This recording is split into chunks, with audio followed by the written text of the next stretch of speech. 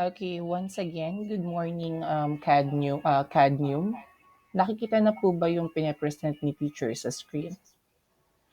Yes po, sir. Okay, thank you so much. So we will start na the discussion na since it's 8:05 in the morning. Then mag-e-end yung class natin by 8:50. So I already chat on our group chat kung ano po yung schedule natin. That will be Monday and Wednesday.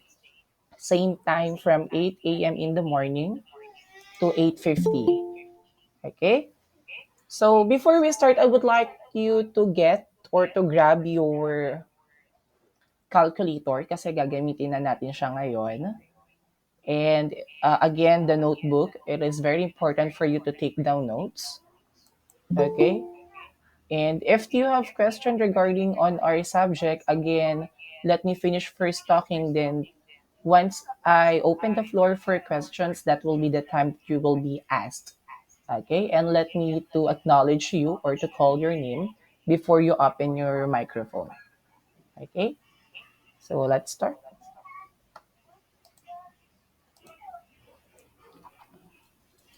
Okay. So the first topic that I'm going to discuss to you guys was inside the module 1, and that is all about functions. And the first thing that we will be discussing in function is the basic concepts. Okay, so kung ano po ba yung definition ng function, saan po ba siya gagamitin, okay, and ano ba yung mga characteristic netong functions na to. Okay, but before we start, I would like again to grab your calculator kasi meron po tayong konting pampa-warm up. Okay, para po dito sa topic po natin. Okay, so this game is called Sab Me In. So, ang gagawin nyo lang po dito is you're just going to substitute lahat po ng given po. Okay, na ipapakita ko po sa inyo mamaya. So, ito yung given natin. So, let those numbers and letters be the equivalent of each other. For example, si A po is equal to 1, si B po is equal to 2. So, for may ibibigay akong word sa inyo, then ang gagawin nyo lang po is you're just going to substitute the number corresponding po dun sa letter. Okay, for example, I give you the word love. So, si L po is 12, si O is 15, si V is 22, si letter E is 5. So, ang gagawin lang po natin dyan, once we already substitute po those numbers dun sa corresponding letter po, kukuhain lang po natin yung summation. Okay, so ipag-add lang po natin sila and yun na po yung pinaka-answer. Okay, so are you ready, class? Ready na ba ang lahat?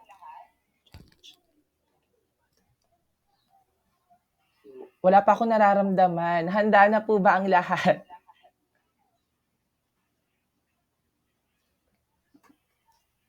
Yes po, ma'am. Don't be shy. Once I ask question naman, okay lang po ano po kayo ng microphone. Pero once I already start the discussion, gusto ko tahimik po muna tayong lahat. Okay, so kung ready na po ang lahat, so here are the first word na gagawin nyo po. Okay, the word knowledge. So kung tapos na po kayong mag-answer, i-chat na lang po sa chat box yung sagot po ninyo.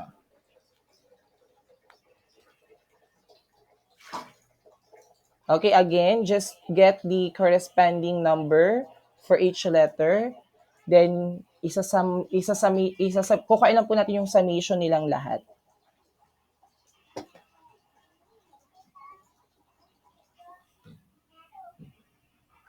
Okay.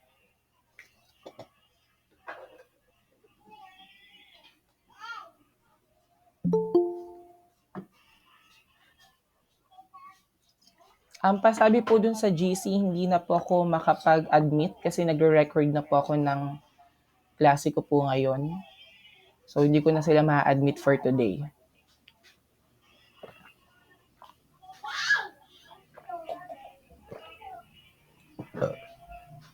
Okay, meron na bang nakasagot?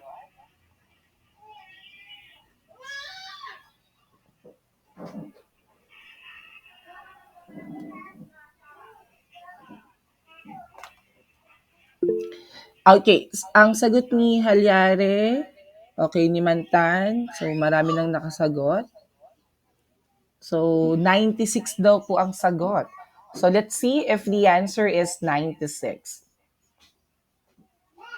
Okay, very good, everyone. So, the word knowledge is equal to 96. Okay, how about this one? Hard work.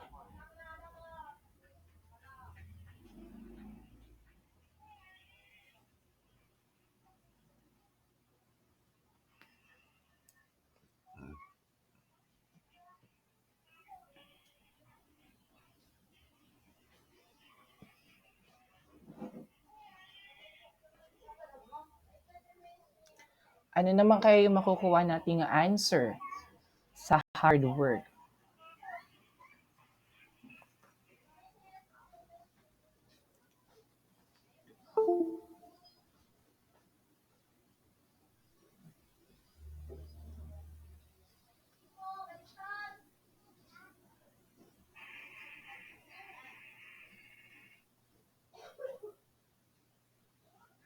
Okay, 98, 98. So, let's see. Okay, so the sum of the hard work is 98. Okay? So, ganyan lang po yung gagawin natin dito sa function. Okay?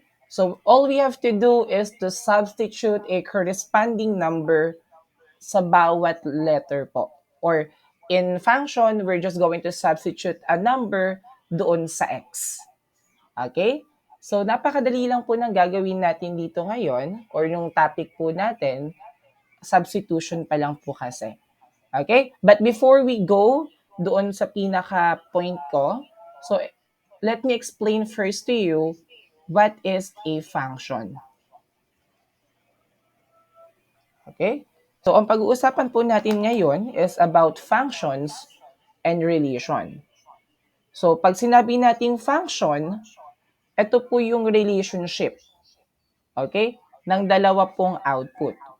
Okay, or a function is a relation in which each input has only one output.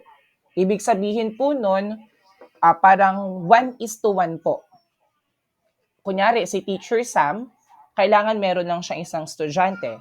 Okay? For every input, ako yung input. Kailangan meron lang akong isang output. So, yun po yung function. Okay? What else? So, pag sinabi rin natin function, this is just like meron tayong sinasabi na input and then output, yung kagaya nga ng sinabi ko sa inyo. Okay, connected po silang dalawa. Okay, kasi si input, that will be the y-axis, and then yung output po natin, no. Yung input natin is yung x-axis, and then yung y po natin, that will be the output. Ibig sabihin po kung ano po yung value ni x na dapat nating i-substitute in order for us to get the y, yun po yung magiging output. Okay, while si relation naman po, ito yung relationship between nung sets. Okay, sets nung function. Okay? So, meron tayong mga iba-ibang klase ng relation na tinatawag po. Okay? Pero bago yon, ito rin po yung isang definition ng function. So, kapag sinabi nating function, meron din po tayong domain and range. Okay, so this is corresponding between the two sets, which is the domain, the range, the y, the x, the input, and the output. So, lahat po ng terms na yon is pare-pareho lang po. Okay? Lagi lang natin siyang tatandaan na in every domain or in every value of domain, it should be correspond only on exactly one value in the range. So, wala na pong iba. So, we are representing the function by this equation. So, y is equal to f of x. Okay, so alam niyo naman na sigurong basahin yan and you already know how to use this equation po. Ulitin ko, a function can be written or can be represented by this equation, y is equal to f of x. Okay? So, yun po si function. Now, ano ba yung mga, ito pa. So, si y po, siya po yung dependent variable natin, while the x is the independent variable. So, the set of allowable values for the independent variable is called the domain. Okay? So, si independent daw po is tinatawag din natin na domain. While the dependent, that is the range. So, marami tayong maaaring itawag, pero still pare-pareho pa rin po sila ng representation. So, wag po kayong malilito masyado kung ano po yung gagamitin natin na word. Basta tandaan lang po ninyo kung saan sila specific or sino ba yung katumbas nila na salita. Let's say, si domain, independent variable din po pala. Okay? So, ganun lang po yung gagawin natin. Ayan. Sabi ko nga, while the dependent variable is called also the range. So, paulit-ulit lang na laging note or laging sasabihin sa inyo na kailangan po is kada isang domain po is meron lang siyang unique. Pag sinabi natin unique, wala pong kapareho. Iisa lang po. Okay, ibig sabihin, iisa lang po yung range ni domain. Okay? Now, ano ba yung mga types ng function? So, meron po tayong 4. So, una po is the one-to-one correspondence. Pa-take down notes po neto. So, ito yung unang-unang types po ng relation, the one-to-one. Next one is the one-to-many correspondence. Many-to-one correspondence. And many-to-many correspondence. So, meron po tayong 4 na klase ng relation ha. Ulitin ko, we have the one-to-many, many-to-one, one-to-one correspondence, and then many-to-many correspondence. So, teacher will elaborate or discuss to you, ano ba yung visualization or ano ba itong mga relation na to? Okay? Paano namin siya masasabi na si function is gantong relation din? Okay? So, for example, this one. So, let's determine if the quantity of a comma x squared, quantity the square root of 2y 1 over z, 13 comma 2d, then q st represent a function. Okay, so paano natin masasabi na ito ay function? Okay? Bago yan, discuss ko, ayan. So, paano natin siya malalaman na function? So, si A, corresponding niya si x squared, si square root of y kay 1 over z, si 13 kay 2d, then si q kay st. Sir, saan ka nag-base ng domain and range mo na yan? So, si teacher po is nag-base po dito sa given natin. So, itong A, itong square root of y, 13, and then q, that is the domain. Okay? While yung pangalawa po, yung y na, yung x squared, 1 over z, 2d, st, that will be your range. Ngayon, kung nakikita ninyo yung arrow, ibig sabihin yan, si A po, corresponding po siya kay x squared. Si square root ng y po is para kay 1 over z. Si 13 is para kay 2d. Then si q is kay st. Okay, so paano natin masasabi na this example is a function? Okay? So, masasabi natin siyang function kasi po, this is a one-to-one correspondence. Okay? Sabi ko nga kanina, pag function, kailangan meron daw siyang unique na range. O, kailangan, dapat isa lang po. For every domain, meron dapat unique na range. So, si one-to-one correspondence po is also a function. Okay, ulitin ko ha. Si one-to-one, this is a relation. Okay, ngayon, itong relation na to na one-to-one, masasabi rin natin siyang function kasi po for every domain, meron lang isang value ng range. Okay? Next one. Okay, how about this one? Masasabi ba nating na function siya? So determine if Philippines, Manila, Indonesia, Jakarta, Thailand, Bangkok, Indonesia, Bali represents a function. Okay, so gawa tayo ng table. Yan siya. So once po na naulit na po yung word, isusulat lang po natin siya ng isang beses. Just like what you saw here. So meron tayong Philippines, which is sinulat ko ng isa, Indonesia, Indonesia, Thailand, Thailand, and then naulit yung word na Indonesia. So since nasulat ko na po si Indonesia ng isang beses, hindi ko na po siya isusulat ulit. Okay? Kahit gaano pa po yung kadami dyan, isusulat lang po siya ng isang beses. That is for the domain. For the range, ito naman.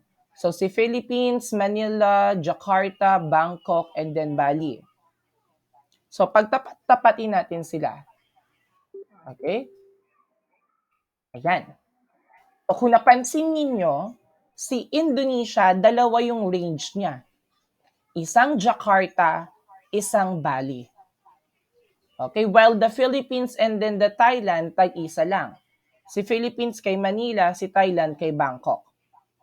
Okay? So, ito po ba is masasabi natin na function? Okay? This is a one-to-many correspondence. Therefore, hindi po natin siya masasabi na function. So, this is not a function. Okay? Ulitin ko ha.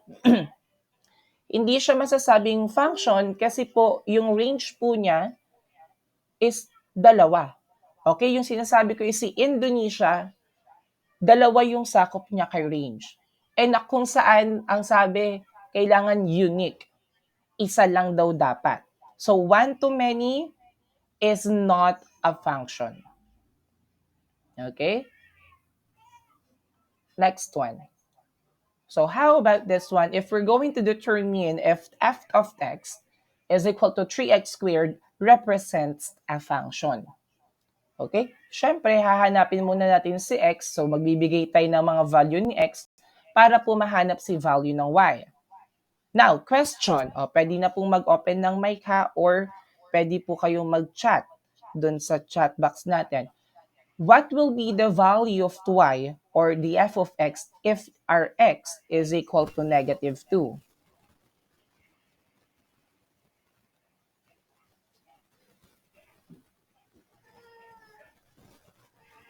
Ano kaya yung magiging value ni y? Na kapag si negative 2, sinubstitute natin dun sa f of x is equal to 3x squared, ano kaya magiging sagot?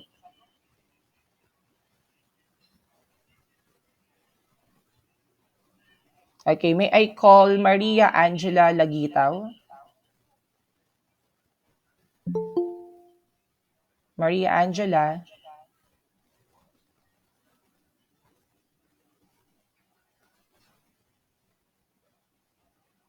Maria?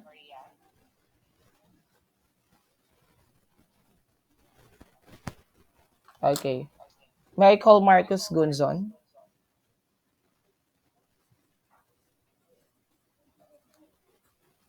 Gunzon? Guzon?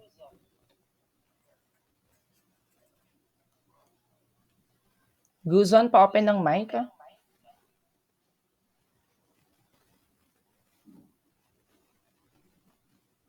Any volunteer for this one?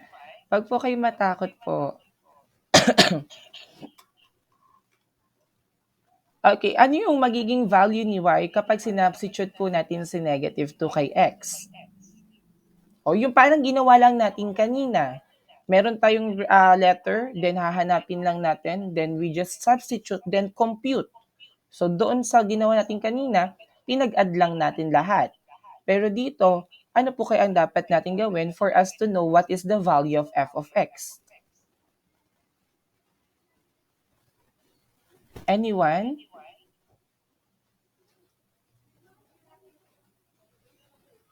Okay, kapag po sinubstitute natin si negative 2 kay x, ang magiging sagot po is 12. Okay? Paano naman pag si negative 1? Anyone? Yung x, papalitan nyo lang ng negative 1.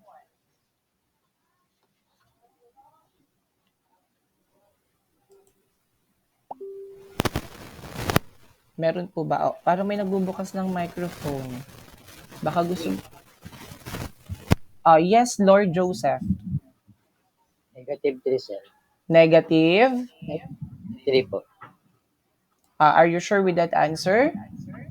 Positive 3, sir. Okay. Let's see if it's negative 3 or positive 3, ah. Okay, so this is positive 3. So explain ni teacher bakit po. Kung mapapansin niyo the exponent is 2, so automatic po kapag po negative yung value ng x, magiging positive po siya. So 3 times negative 1, so times negative 1 squared mo lang yon, so si negative 1 times mo lang sa sarili niya, kaya po siya magiging positive. Okay? So try ko ulit isolve, ah. So si 3 times mo kay negative 1, then si negative 1 naka-squared. So magiging 3 times positive 1 na siya, kaya po 3 yung answer. Okay? So ganun lang po yung gagawin natin sa substitution, na kaya wag po tayo matatakot. Okay? How about positive 1? Paano pag 3 pa din, sir. Positive 3. Okay. Positive 3. Very good. And lastly, positive 2. Positive 12. Okay. So, positive 12 din siya. So, ano kayang relation ito? Sige nga. Anong relation kaya ang makikita natin sa example na to? Kasi kanina we already have the one-to-one, the one-to-many. Anong example naman kaya ng relation nito? So, tignan nyo ha. Lalagyan ni teacher ng guhit. So, pag ginawa ko yung table, so magiging negative 2, negative 1, 1, and then 2. Oh my gosh. Hold on. Yeah. Yan. So, negative 2, negative 1, and then positive 2. So, meron tayong 12, tsaka 3. Si negative 2 kay positive 12, si negative 1 kay positive 3, si positive 1 kay 3 ulit, then si 2 kay 12. Ano kaya ang relation nila?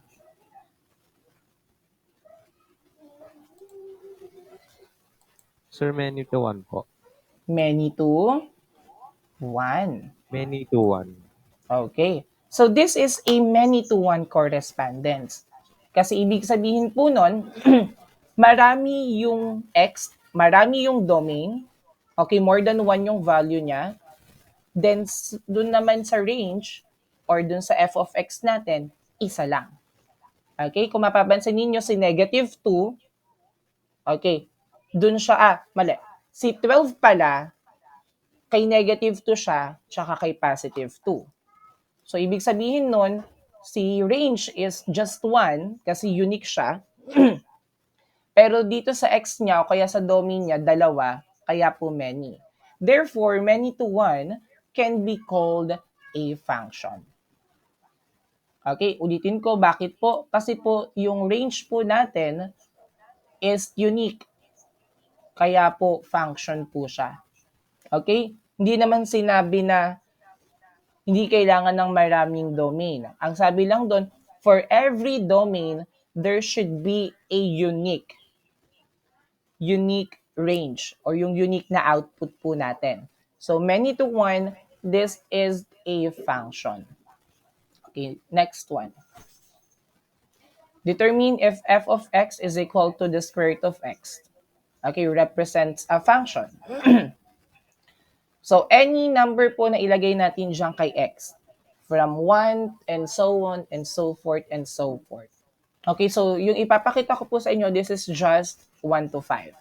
Pero continuous po yan. 6, 7, 8, 9, 10, so on and so forth. So ito po ang magiging value niya kapag 1. Okay? Siya. Now, this example, or the f of x is equal to the square root of x, representing a many-to-many correspondence. Okay, ibig sabihin po nun, alam nyo naman na yon. So, marami siyang value. So, dugtong-dugtong na siya.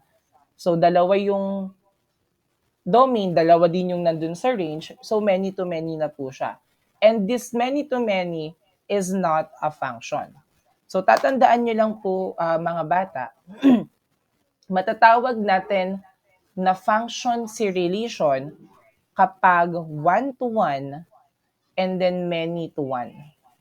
Okay, yung dalawa lang na po na yon yung masasabi natin na function. Okay, the rest is not a function. Okay? Ayan. So, try tayo. Okay, try tayo. Sasabihin nyo lang sa akin kung functions o hindi. Ulitin ko ha. So, review tayo ng konti. So, meron tayong 4 na relation, which is the one-to-one, one-to-many, many-to-one, and then many-to-many. Pero dalawa lang po doon yung masasabi nating function, which is the one-to-one correspondence and then the many-to-one correspondence. Now, magbibigay si teacher ng example. All you have to do is to tell me if this is a function or not. Okay? Start tayo. Okay. How this example? Is this a function or not a function? Function, sir. Okay. Paano mo nasabing function? 1-to-1 po. Okay. So this is a function kasi this is a one-to-one correspondence. So very good, Lord Joseph. Okay, so mahusay. How about this one?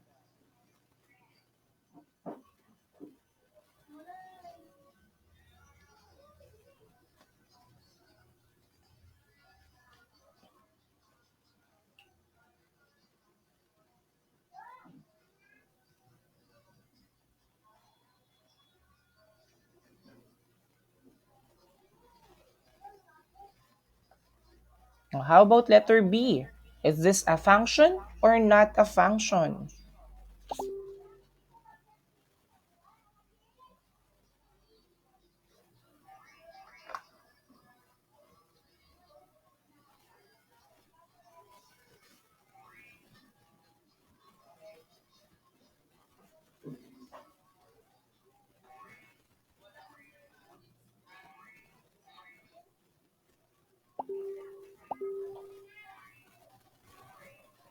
Okay, patingin nga kung may nagsagot na. Excuse me. Any volunteer?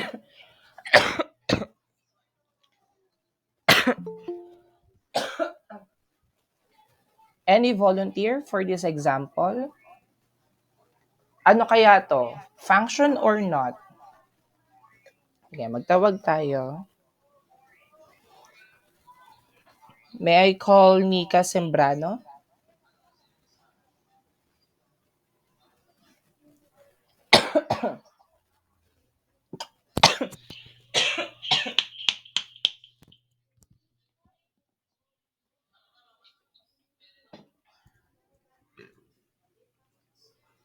Nika Sembrano?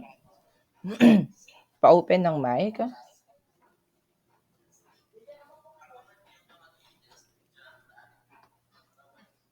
Hello, Cadmium.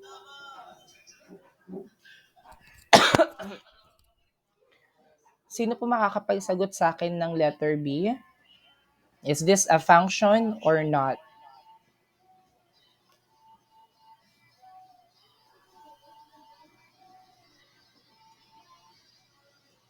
Once I call your name, please open your microphone then answer my question, ha? Charles Kebes. Charles Quebes, open your microphone.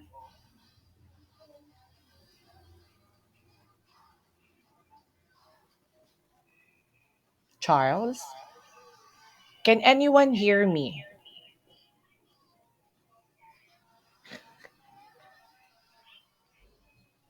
Naririnig niyo po? Sir, Yes, Neil. Naririnig niyo ba ako? sir, opo, narinig po. Nag-chat po siya. Nag-chat ba siya? Opo. Okay, Charles Quebes says this is not a function. Okay? Nag-agree po ba ang iba na this is a not a function?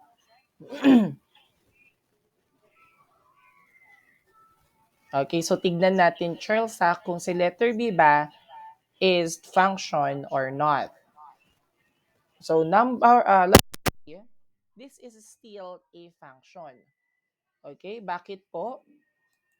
This is a one-to-one.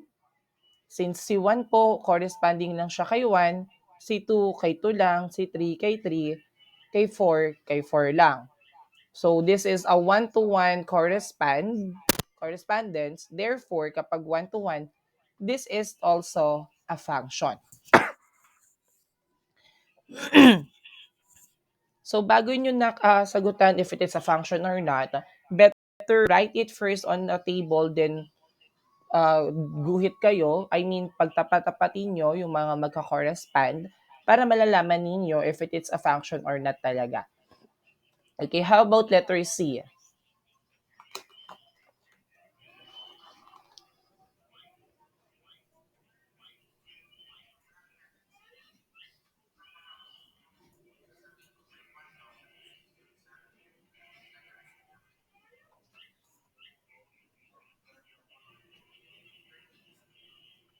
How about this one?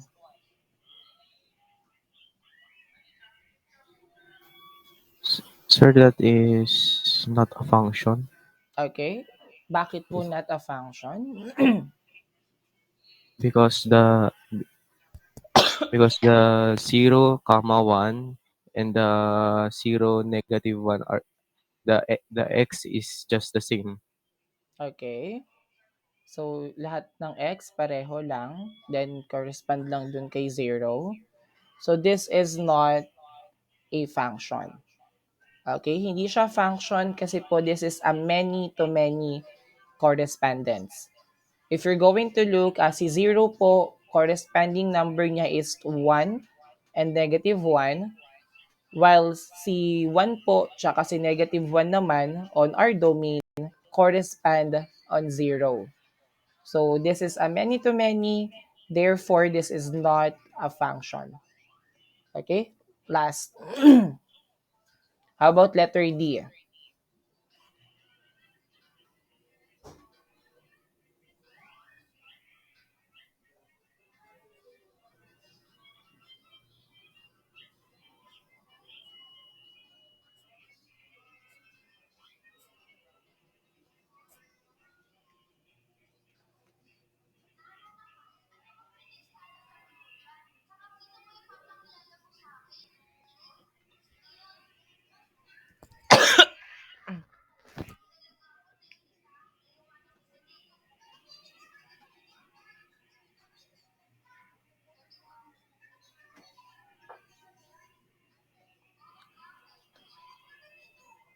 Okay, how about this one?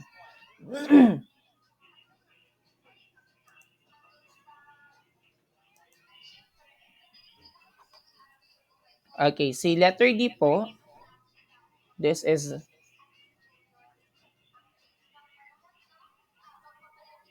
so this is a typographical error. So letter D, this is a function. Okay, this is a function because this is a many-to-one correspondence. Okay, pakita ni teacher para ma-visualize po nating lahat. Okay, bear with me. Okay, so we have the domain of -2, -1, 0, 1, tsaka 2. Okay, on the range, meron tayong 4, meron tayong +1, tsaka 0. Again, kapag po naulit na siya, hindi mo na kailangan pa siya isulat ulit. Okay? So, isang beses lang po dapat siyang makikita dyan sa gagawin pong table. Now, si negative 2 is kay 4. Ganun din si positive 2. Si negative 1 kay positive 1. Tapos si positive 1 kay 1 din. Then si 0 kay 0. So kung mapapansin ninyo, dalawa yung domain, isa lang po yung range natin. Therefore, this is a many to one correspond. So many to one is also a function. So ganun lang po siya. Okay? Do you have question, guys, about the function and then the relation? So may tanong pa po ba kayo? Okay, so sige, bago kayo magtanong, so let's have a conclusion muna and the definition. So, not every relation po is a function. So, sabi ko nga sa inyo, meron tayong 4 na relation, pero hindi po yun lahat masasabi natin na function. Ano lang po yung masasabi natin? So, meron tayong one-to-one, tsaka many-to-one. Okay, basta laging tandaan, kapag po si range po or si y po is 1 lang or unique, that is a function. Okay, pag hindi po, that's not a function. Okay? But every function is a relation. Okay, ibig sabihin po nun, lahat ng function po, masasabi natin siyang relation. Pero hindi lahat ng relation, function. Okay, so wag tayo masyadong malilito dun, ha? So, ganyan siya. So, meron tayong 2 empty sets. So, that is the x and the y. So, masasabi natin siyang function from x into y kapag po si x po or the each element on x is meron lang pong exactly one element kay y. Okay, lagi ko itong uulit-ulitin ha. Kailangan meron lang siyang exactly one element kay y, kay range, kung tawagin po natin. Okay? So, yan po yung ibig sabihin ng function and relation. Now, the floor is open for your question.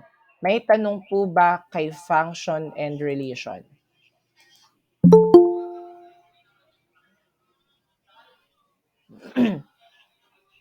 May tanong po ba kay function and then kay relation?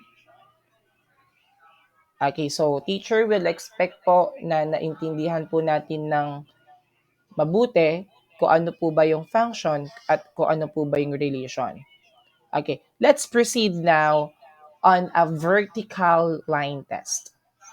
Okay, pag sinabi natin yung vertical line test, ito lang po yung parang ginagawa po natin, pinakamabilis na paraan para po malaman natin kung ang graph po ba natin is function or not. Okay? So, a vertical line test is a set of points in an x and y plane, or this is on the Cartesian plane. So, graphing na po to. Graphing of a function if and only if every vertical line intersect at most, okay, isang point lang po. Ito namang vertical line test, mga anak, ginagamit natin siya kapag po ang given is graph, tapos ipapa-identify po kung function or not. Kanina, may identify natin na function o hindi by the use of the relation. Okay? Kapag one-to-one, many-to-one, function. Pag graph naman po ang given, ang gagamitin lang po natin na test is this one, which is the vertical line test, na kung saan daw po, kailangan mag-i-intersect lang po yung vertical line sa iisang point.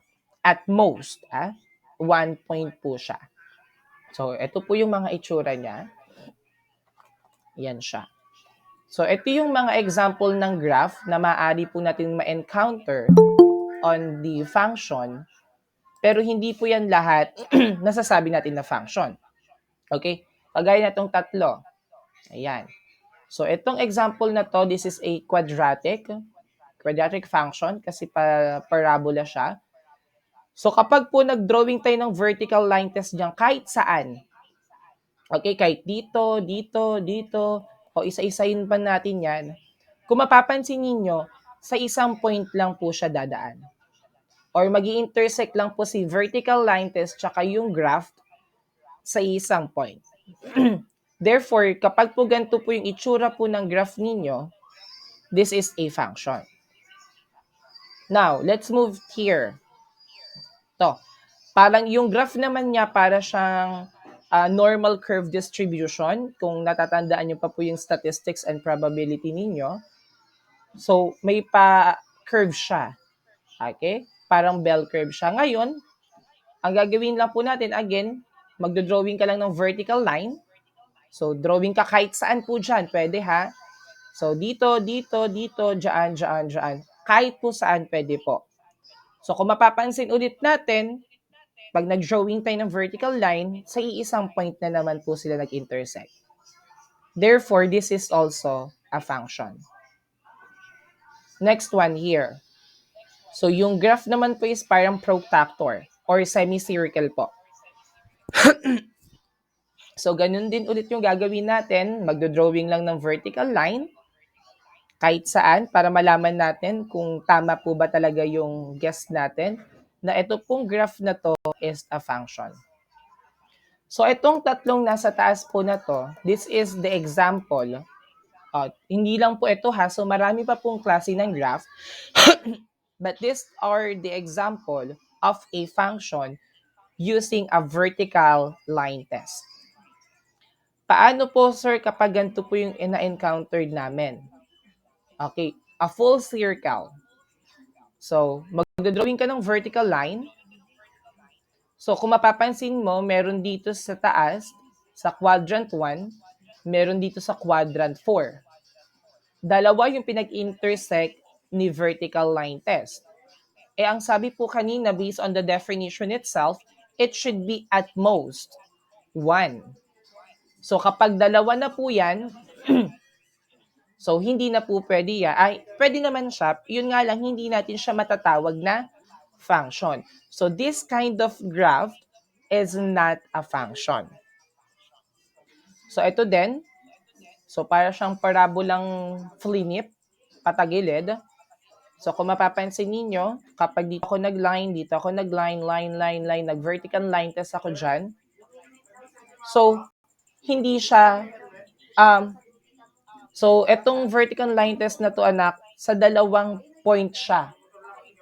Sa dalawang point siya magi-intersect. So, ganun pa din. So, this is an example of a graph. Yun nga lang, itong graph na po na to is hindi natin siya matatawag na function. Okay? Tandaan nyo lang po mga anak, kapag po dalawa na po yung pinag-intersect ni vertical line test, ibig sabihin po nun, hindi na siya function. So, ito namang dalawang graph na nasa baba is not a function. Okay?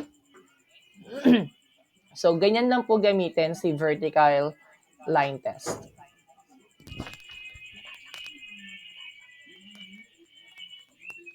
Okay. Sige. Okay, so another exercise. So, hindi ko na ito ipapa-exercise sa inyo. Ipapa-assignment ko na to. Just wait for my post on our Google Classroom. Okay, you don't have to study. Oh, 8:49 na pala. Okay, so teacher will end na the discussion on the function and relation and also the vertical line test. So by next meeting, that will be Wednesday, be prepared yourself sa domain and range of the function and baka ipasok na rin ni teacher si evaluating of function. Okay? So, do you have any question, children? May tanong po ba tayo?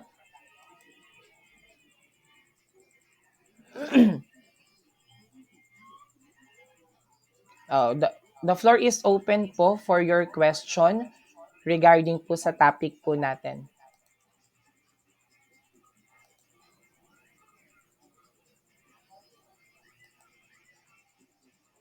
Okay, may tanong po ba? Hello?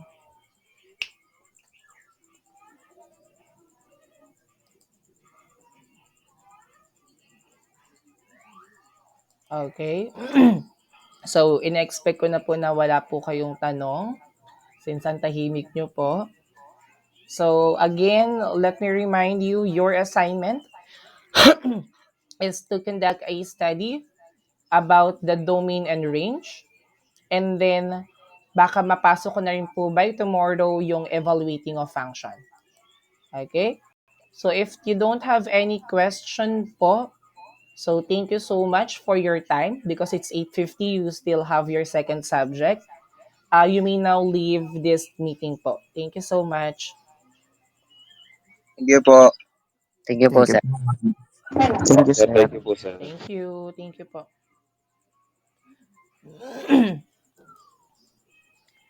Nasaan na siya? Hindi siya nag-left. Krypton.